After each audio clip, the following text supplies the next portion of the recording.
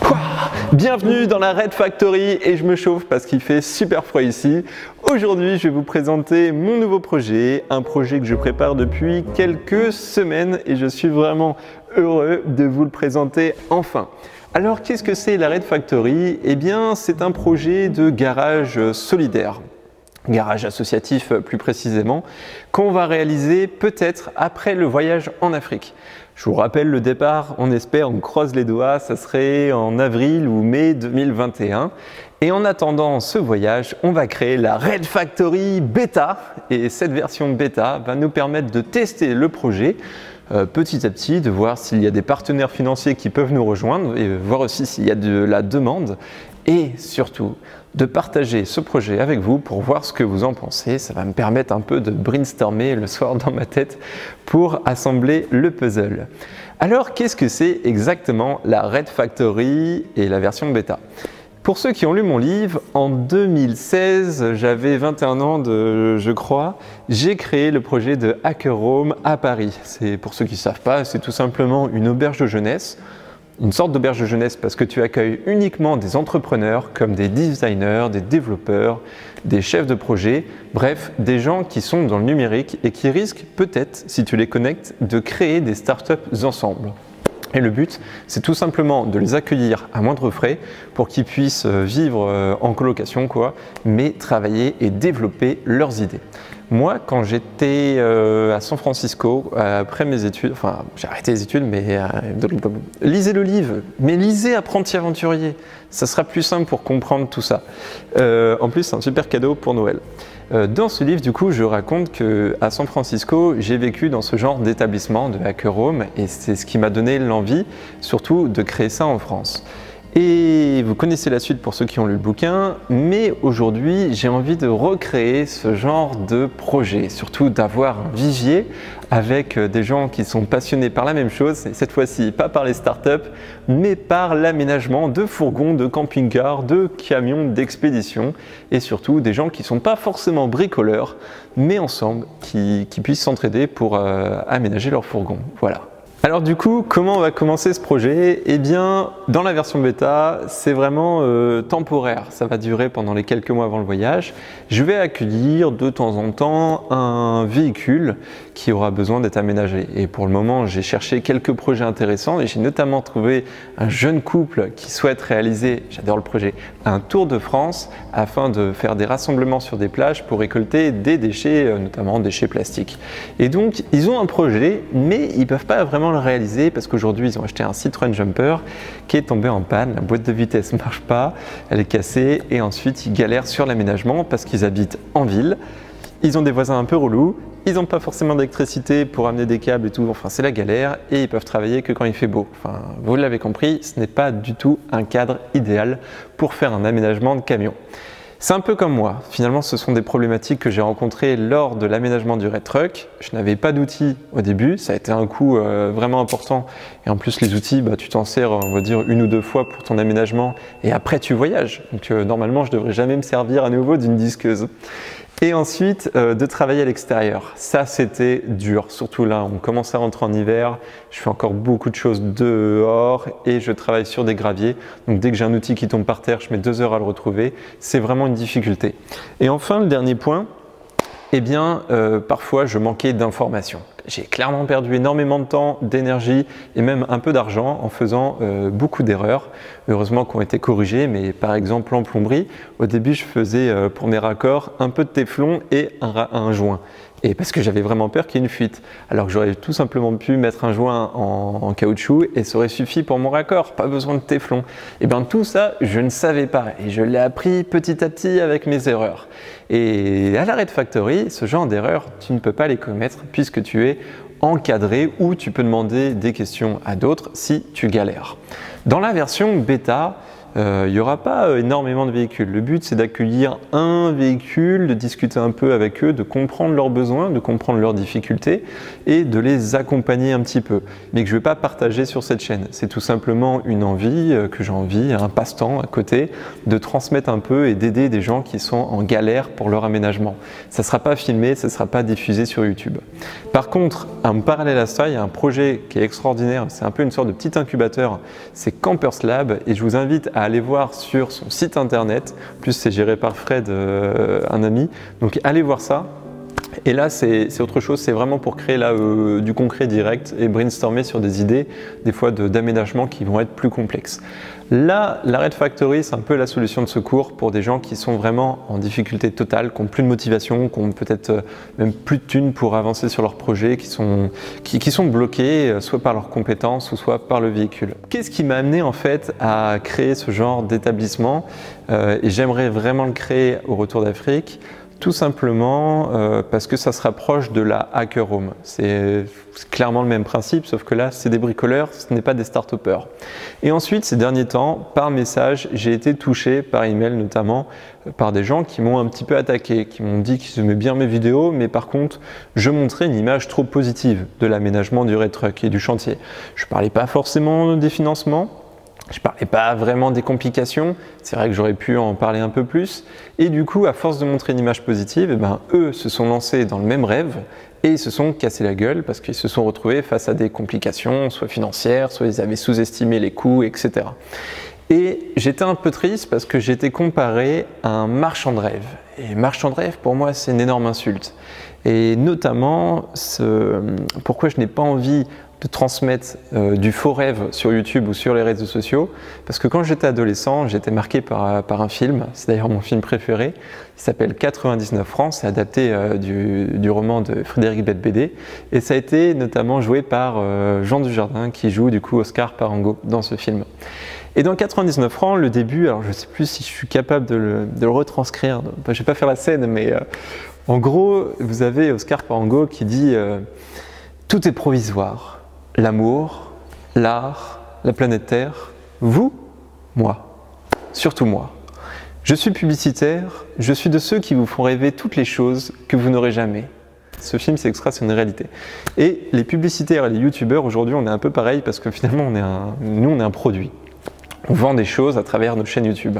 Eh bien, ce que je vends ou ce que je propose à travers mon contenu, je n'ai pas envie d'apporter du rêve inaccessible. Oui, j'ai mes rêves, j'essaye de les réaliser et si j'arrive à les réaliser, je vois pas pourquoi vous ne pouvez pas réaliser vos rêves, qu'ils soient différents, qu'ils soient encore plus gros, qu'ils soient plus petits, je m'en fiche. Je veux transmettre une image positive pour que vous puissiez prendre mon énergie, mon ambition, tout ce que vous voulez et qu'après une vidéo, vous vous dites bah tiens, si ce mec a réussi à réaliser son rêve, je peux le faire. Et je vous mens pas, regardez tout simplement les images du Bangkok Paris. Ok, j'avais un rêve de conduire jusqu'en France, mais j'y connaissais rien en mécanique. Me dites pas, oh mais ouais, t'avais l'air certain quand t'es tombé en panne au Népal. Que dalle!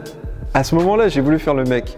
Je commençais sur YouTube et tout ça, j'étais en mode, ouais, ça c'est rien, c'est la poulie d'accessoires qui déconne. Donc les gens ils se sont dit, waouh, ce gars il est fort, c'est un mécanicien et tout qui fait le Bangkok Paris. Non, que dalle! J'ai dit ça parce que je voulais pas paraître débile, alors qu'aujourd'hui je me trouve débile parce que c'était pas du tout ça le problème au Népal.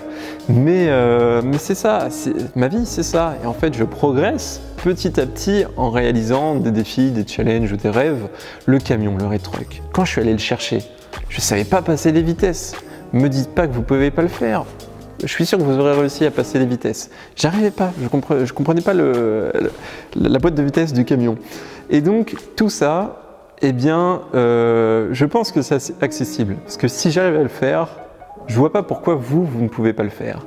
Et donc avec la Red Factory, je veux aider des gens, je veux accompagner des gens, je veux leur transmettre de l'énergie. Je peux pas forcément leur transmettre des idées de bricolage parce que je suis pas un bon bricoleur. Mais je peux au moins parler de mes échecs en plomberie par exemple, où j'ai peut-être quelques astuces en électricité pour les panneaux solaires.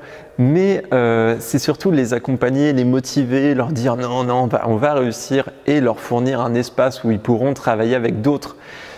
Moi, je ne serai pas toujours là, mais il y a des gens, peut-être ton voisin à côté qui travaille sur, je sais pas, un Fiat Ducato. Ça se trouve, lui, c'est un super plombier. Ça se trouve, le mec à côté qui finit un peu tard le soir sur son véhicule, il pourra t'aider pour couper des planches. Je sais pas, mais en tout cas, voilà, garage associatif pour s'entraider.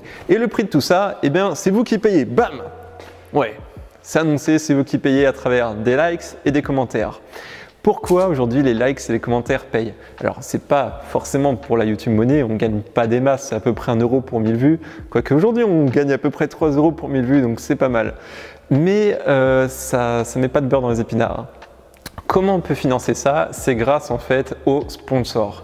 Aujourd'hui, et ça c'est assez dingue, sur cette chaîne notamment, on réalise autant de vues que le nombre de visiteurs aux 24 heures du Mans camion.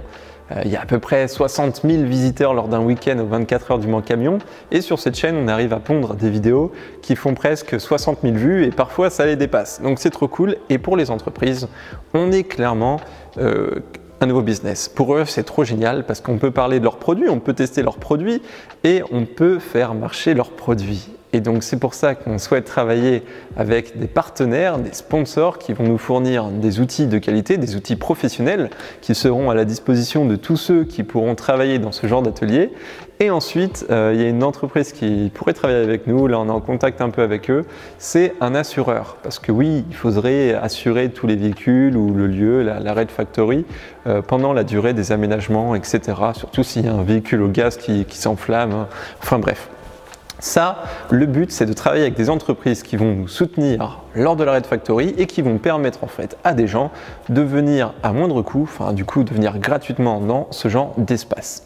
Après, à long terme, voir comment on pourrait brainstormer pour vendre éventuellement quelques services qui seraient payants comme si on arrive à trouver des hangars partout en France et des hangars énormes, on pourrait peut-être proposer des services d'hivernage, à moindre coût évidemment, mais des services pour poser votre camping-car, votre véhicule en hiver, des services pour faire appel à des professionnels, par exemple peut-être un électricien. L'électricité c'est quand même compliqué dans un fourgon, qui pourrait venir se déplacer et lui payerait une sorte de mini-taxe en venant à la Red Factory. On pourrait vendre une formation qui concerne toute l'homologation en vidéo, ça pourrait être pas mal et pareil à moindre coût. Et aussi faire payer une taxe d'entrée qui serait peut-être redonnée à la sortie une fois que le camion est aménagé. Pourquoi je parle de ça? Parce que tout simplement, ça c'est une expérience vécue. Dès que j'offre un truc, je ne sais pas pourquoi, les gens ne l'utilisent pas forcément. Dès que je fais payer un truc, l'expérience est différente. J'aurais très bien pu vous offrir gratuitement le PDF de mon livre Apprenti aventurier. J'aurais pu, mais personne ne l'aurait lu. Alors, il y aurait eu 2-3 personnes qui l'auraient lu, mais vous aurez dit « Ok, waouh, on a le livre Apprenti aventurier gratuit, ok, je vais le lire la semaine prochaine. » Que dalle, la semaine prochaine, vous aurez déjà oublié que ce livre est dans votre ordinateur en PDF. Et donc, quand on vend quelque chose, ou quand vous payez quelque chose, vous avez une sorte d'engagement. Et donc, ce livre, il coûte 16,95 € et en le payant, déjà, vous avez un produit mieux fini qu'un produit gratuit. Et ensuite, vous avez payé, donc vous avez envie de lire l'histoire. Et ça vous permet de vous engager. Donc je me dis, si par exemple on fait payer l'entrée à la Red Factory, je ne sais pas, genre 90 €, ou une toute petite somme, les gens vont se dire, j'ai payé, j'y suis allé une fois, mais il faut que j'y retourne. Parce que j'ai payé 90 €, voilà, ça m'embête un peu, c'était une petite somme quand même, mais au moins, vous avez après l'envie de finir votre camion. Une fois que votre véhicule est fini, peut-être qu'on pourrait redonner la somme. Enfin, je trouve que ça peut être un engagement intéressant, un peu comme dans les salles de sport. Il faut savoir qu'en fait, le camion, et je dis pas ça pour vous flatter, c'est la vraie vérité, j'aurais jamais réussi ce projet d'aménagement de camion sans vous. Il faut savoir que dans les commentaires, il y a 2 types de messages. Il y a ceux qui encouragent et sans vous, merci parce que j'aurais jamais des fois eu la volonté de me lever très tôt le matin pour aller bosser sur le camion, pour le finir, etc. Et il y a plein de moments, je me suis retrouvé souvent assez triste dans ce projet. Donc vos messages de soutien, ça m'a beaucoup aidé. Et ensuite, il y a les messages techniques. Et ça, les gars ou les femmes, je sais pas qui, j'ai du mal à savoir si vous êtes des fois un homme ou une femme, mais merci. Parce que plusieurs fois, vous m'avez fait réfléchir à travers vos messages. Vous m'avez dit, attends Justin, là je crois qu'il y a un problème sur ta prise, ou mets du silicone pour bloquer tes toilettes, ou attends, dans ta dernière vidéo, ton chauffage à air pulsé, tu as un problème entre l'admission d'air et l'échappement l'échappement des gaz essaye d'écarter un peu. Et je vous ai écouté d'ailleurs, là j'ai changé sur le Red Truck, le silencieux, je l'ai écarté, j'ai écarté un peu le kit d'admission, donc le chauffage marche parfaitement bien. Et bien tout ça, c'est grâce à vous et j'ai la chance d'avoir une communauté très réactive. Et ce n'est pas le cas de quelqu'un qui se lance dans son aménagement, qui ne veut pas être youtubeur, etc. et donc qui va vraiment être tout seul. Moi, j'ai des gens virtuels, certes, mais qui sont là pour me soutenir. Et ça, je voulais vous remercier. Et donc, c'est aussi toute la force que je reçois de vous, j'ai envie de la transmettre via les vidéos ou à d'autres personnes physiquement. Donc là, dans la Red Factory Beta, ça va être aussi un peu mes nouveaux bureaux. C'est ici où je vais venir travailler tout le temps, venir vivre, même dormir dans le Red Truck. Ça va permettre au Red Truck et au 4x4 taille d'être hiverné, donc d'être pas au chaud parce que là je me caille, mais d'être confortable pour passer l'hiver. Et ensuite, créer des petits projets ici marrants et ok, peut-être démonter le moteur du Nissan Terrano. Voilà, c'est un 4x4 que j'aime énormément parce que c'est mon 4x4 de Bangkok-Paris. Et donc, voilà, ça serait une possibilité, je trouve, de faire ce genre de projet. Enfin bref, voilà le projet. N'oubliez pas, aujourd'hui, on est vraiment dans la Red Factory Beta. On ne commence pas le gros projet, mais je peux déjà vous présenter à quoi ressemble. Et oui, parce qu'on est déjà dans les locaux, c'est pour ça que j'ai froid et qu'il caille. Et là, je suis en train de casser mon décor. Oh non, j'ai galéré en plus. Hop. Bon, c'est la fin de cette vidéo, parce que je casse le décor, je ne le referai pas. Mais voici un extrait, parce que vous avez été gentil, vous avez regardé la vidéo jusqu'au bout. Et vous avez pu voir à peu près que cet espace est très grand. Voilà, je suis trop excité. On va arrêter cette vidéo parce que tout s'effondre. Je suis très excité et je pense que ça va me tenir en haleine jusqu'au voyage en Afrique. On essaie de se caler pour avril ou mai 2021. Ça serait trop cool, en espérant que tout le monde soit soigné, tout le monde aille mieux et tout le monde peut lancer ses projets de défis, de rêves. Voilà. Salut, il faut que je me calme un peu.